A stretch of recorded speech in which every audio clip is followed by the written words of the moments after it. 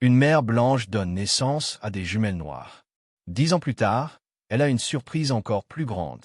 Claire avait toujours cru que la maternité la changerait, mais rien ne l'avait préparée à ce qui s'est passé. Dans cette salle d'accouchement, elle avait 34 ans lorsqu'elle a donné naissance à des jumelles. Son mari, Jason, se tenait à ses côtés, lui tenant la main. À chaque contraction, leur chambre d'enfant était déjà peinte d'un vert pastel doux. Claire avait acheté des grenouillères assorties avec des ours en peluche et des mini-chaussons blancs qu'elle avait imaginé porter à leur fille à la maison. De l'hôpital. Mais lorsque le premier bébé est sorti, le silence est tombé. Et lorsque le deuxième est arrivé, le silence est devenu brutal. Deux magnifiques petites filles noires, douces, à la peau brune, aux cheveux noirs bouclés, 10 petits doigts sur chacune. Claire, épuisée et bouleversée, les regarda et sourit. « Elles sont parfaites, » murmura-t-elle, le cœur battant la chamade, mêlé d'admiration et d'adrénaline. Mais Jason ne dit pas un mot. Il fixa simplement la pièce. Puis, lentement, il recula. Du lit, Claire ne comprit pas au début. Elle tendit la main vers lui, confuse, mais il évita sa main.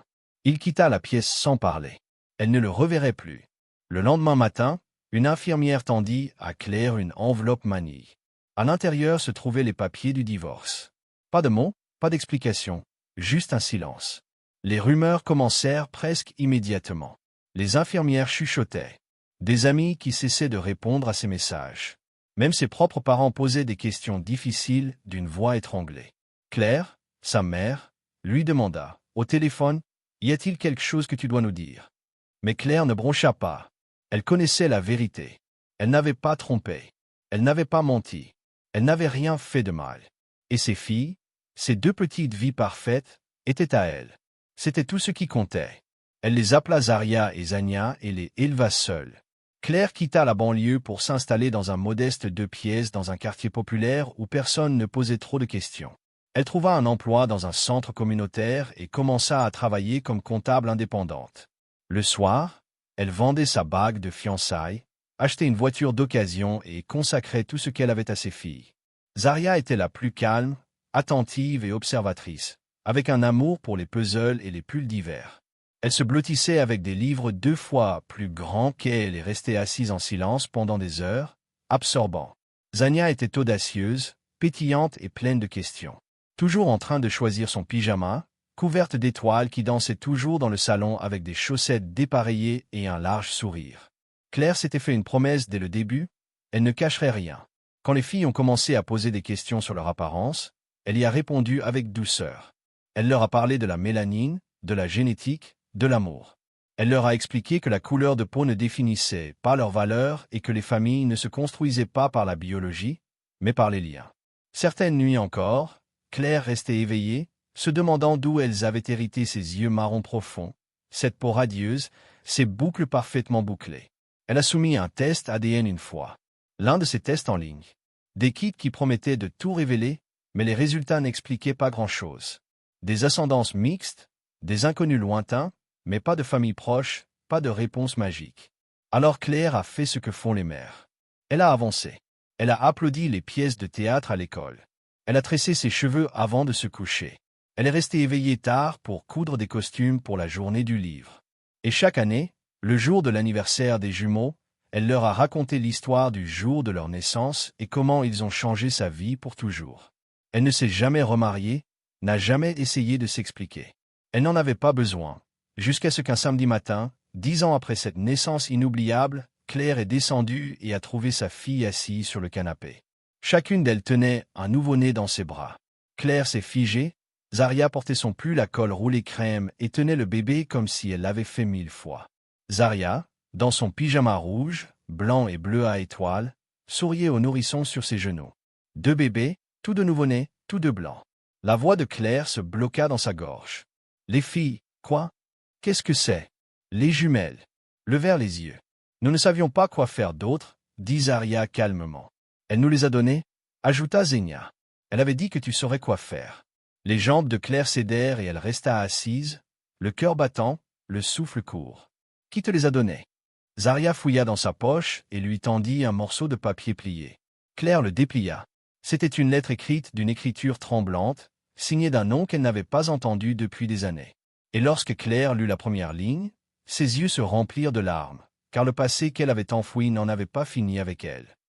Pourtant, les mains de Claire tremblaient en tenant la lettre, ses yeux scrutant chaque mot 2 fois pour s'assurer qu'elle ne l'imaginait pas. Elle était signée Léa, un nom qu'elle n'avait pas prononcé à voix haute depuis des années. Léla, la douce et timide jeune fille métisse que Claire avait recueillie quand les jumelles étaient tout juste nées, elle n'avait que 7 ans lorsqu'elle avait été confiée à Claire pendant 6 petits mois. Mais Claire se souvenait de chaque détail. La façon dont Léa dormait toujours avec la lumière allumée, la façon dont elle demandait doucement à l'appeler Maman Claire quand personne d'autre n'était là. Claire avait voulu l'adopter. Elle avait essayé, mais une date d'audience avait tout changé. Une tante éloignée s'était présentée pour obtenir des droits, et Léa avait été emmenée. Claire avait regardé depuis son porche la petite fille attachée sur la banquette arrière de la voiture d'un inconnu, pleurant silencieusement par la fenêtre. 10 ans plus tard, elle était revenue par une lettre avec 2 nouveau-nés. Zaria et Zania étaient toujours sur le canapé, berçant les bébés avec un calme remarquable. Claire leva les yeux, toujours stupéfaite. « Où l'as-tu vue ?» Elle était devant la bibliothèque. Zaria a dit qu'elle avait l'air effrayée, comme si elle n'avait pas dormi. Elle a dit que nous lui rappelions quelqu'un. Zenia a ajouté. Elle a demandé si tu étais notre mère. Puis elle nous a juste tendu les bébés. Claire s'est couverte la bouche avec sa main, bouleversée. A-t-elle dit autre chose? Elle a pleuré un peu. Zaria a dit doucement. Elle a dit, « Dis-lui que je suis désolée. Dis-lui que je m'en souviens. » Claire s'est abaissée au sol et s'est assise devant eux. Elle a tendu la main et a doucement touché un doigt du bébé. Il s'est enroulé instinctivement autour des siens. Le bébé a bougé, a cligné des yeux une fois, puis s'est rendormi. Plus tard dans la journée, Claire a appelé les services de protection de l'enfance. Elle a tout expliqué, la lettre, l'histoire des filles. Sa voix tremblait, mais ne s'est jamais brisée. Ils ont ouvert un dossier de garde d'urgence. Les jumeaux, Mika et Grace, comme Léa les avait appelés, ont été placés sous la garde temporaire de Claire. Pendant que l'agence essayait de localiser la mère, une assistante sociale est venue à la maison. Elle a été surprise de ne pas trouver de chaos, mais une joie tranquille. Les filles ont aidé à réchauffer les biberons, à changer les couches avec des mains douces et à les emmailloter comme si elles étaient nées. « Tu es une enfant née », a dit l'assistante sociale à Claire. Elle a souri de ses yeux fatigués. « Ce n'est pas ma première fois. » Dans les semaines qui ont suivi, Claire a repris une routine qu'elle pensait avoir oubliée depuis longtemps. Les tétés de minuit. Tôt le matin, berceuse, explosion de couches et régurgitation dans un doux rire gargouillant. Mais il ne s'agissait pas seulement des bébés. Il s'agissait de ce que signifiait la lettre. Léa s'était souvenue que Claire s'inquiétait depuis des années d'avoir laissé tomber cet enfant, d'avoir été trop douce, pas assez bruyante, pas assez puissante légalement pour la protéger. Mais Léa l'avait portée dans ses souvenirs. Lorsque sa vie a atteint son point de rupture, elle n'avait pas couru vers un refuge. Elle est rentrée à la maison. C'était un jeudi matin pluvieux, lorsqu'on a frappé à la porte. Claire rinçait des biberons à l'évier. Lorsqu'elle l'a entendu, elle s'est arrêtée, s'est séché les mains et a ouvert la porte. Elle était là, trempée par la tempête, maigre, fatiguée, mais indéniablement elle. Elle a levé les yeux, sa voix s'est brisée. « Je ne savais pas si tu me détesterais. » Claire n'a pas dit un mot. Elle s'est avancée et l'a entourée de ses bras. Léa a sangloté contre son épaule, comme l'enfant qu'elle était. Elles sont restées là. Pendant des minutes, immobiles sous la pluie, Zaria et Zania observaient l'intérieur depuis le salon. L'un des bébés s'agita. Léa entra, les yeux écarquillés d'émotion. Elle se dirigea vers le canapé et s'agenouilla à côté des nouveau-nés. « Je ne savais pas quoi faire, » murmura-t-elle. « Je voulais bien faire pour eux, mais je ne pensais pas pouvoir le faire. » Claire lui toucha doucement l'épaule. « Tu as fait la chose la plus courageuse que tu pouvais faire. Tu les as amenés à quelqu'un qui les aimerait. » Léa leva les yeux. « Est-ce que tu peux encore rester ?» La voix de Claire ne trembla pas. « Tu n'es jamais parti. » Les semaines suivantes, Léa resta dans la chambre d'amis. Elle commença une thérapie. Elle rencontra une assistante sociale et commença à construire son prochain chapitre. Claire ne la pressa pas. Elle écouta, l'aida et l'aima. Un soir, alors qu'elle pliait le linge ensemble, Léa se retourna et dit « Je rêvais de ta maison. Pas des meubles, juste de ce sentiment. Je ne l'ai jamais oublié. » Claire lui serra la main. Moi non plus. Finalement, l'assistante sociale proposa à Claire la tutelle légale des bébés. Léa voulait partager la garde, mais elle demanda si Claire pouvait être leur tutrice principale jusqu'à ce qu'elle trouve ses marques. Claire accepta sans hésitation. Et le jour où les papiers furent signés, Claire regarda autour d'elle dans le petit salon bondé. Ces deux belles filles noires étaient assises côte à côte, lisant des histoires avant de dormir. Léla, maintenant âgée de 17 ans, fit rôter un bébé tout en fredonnant doucement. Claire tenait l'autre bébé contre sa poitrine.